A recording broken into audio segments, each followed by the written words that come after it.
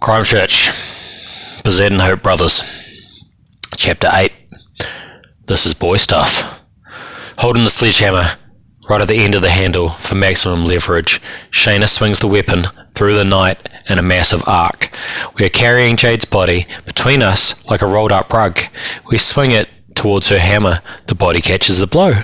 We stagger, nearly drop him. His body sinks to the ground, almost lost. We pick him back up, softer this time, ribs pulverized. Come back here! Everything is agony. My thighs scream as I order them to walk. Half my face is pulsating where Jade walloped my eye. We swing Jade onto the bonnet of Marty's car like a skipping rope. The plan was to drag him out, chuck him in the boot, proceed with the mission. But we never anticipated Shayna being here. There is no time to open the doors and tuck the body inside.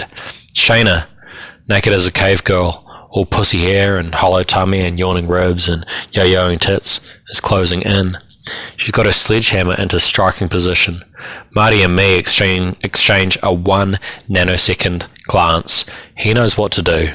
Marty hits her with a spear tackle so close and hard it stops the sledgehammer doing anything. She kicks and spits. I rip the hammer from her grasp, throw it across the street, fumbling with the keys, shaking as I try to get them into the ignition. Marty and Shayna both get up off the driveway, limping and cringing, clearly in pain. I'm revving the engine, ready to go. Jade is draped across the bonnet like some deer we've hunted. Shayna brushes the blood and pebbles off her elbows, staggers towards Marty for round 2. Her baby is screaming inside the house. Marty puts his jukes up for a second, then turns and seals himself in the car. I'm ready to drive. I don't care if there's a body on the bonnet. But he'll fly off when you stop, Marty shouts. Well, I won't fucking stop then, bro! Shayna and her tits and teeth and fiery eyes and wild yellow hair are scraping and clawing at the back window.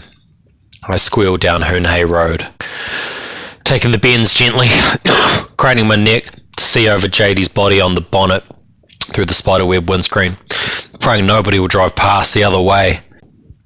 Shayna disappears from the rearview mirror. There's a reserve around this bend. No, not this bend. The next bend, Spraden Domain. Yes, safety. God, I used to get up to all kinds of hijinks here. I pull alongside the domain, prepare to slow and stop and hurl Jade from the hood of the car. The domain is all oak trees and an ocean of moonlit grass. I lose my nerve, terrified that Jade will wake up and take offence. The car starts jumping, rumbling and wobbling as my tyres hit the grass and Jade's body disappears into the black, landing with a dumph. Oh my god, did you see that? Marty is cradling his jaw. I have to get to the hospital. He manages. I need you to swap places with Jade. Marty protests with his eyes, then gives up and eases out of the car.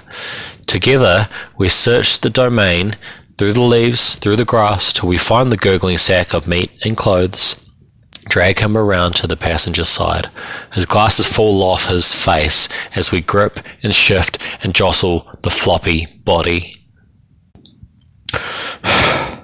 Jade's mouth is moving, but not much is coming out.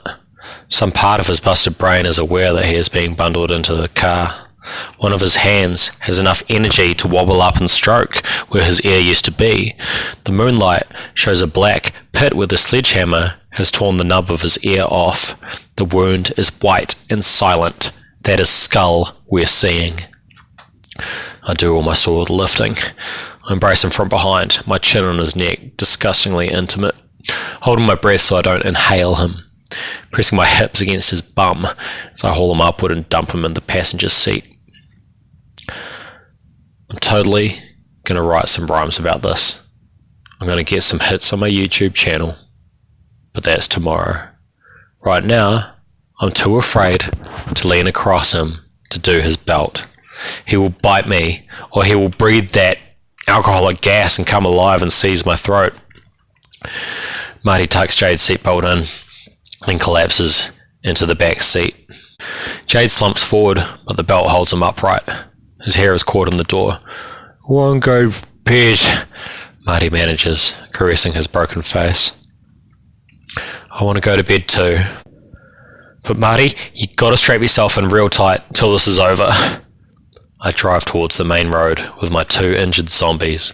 30 k's an hour, terrified, then 40, finally 50 k's. No more. Zipping west along Hallswell Road, confident, exhilarated, owning the night, going straight through every red light. By the time I've turned down Barraclough, then onto the final stretch, I'm not slowing. No.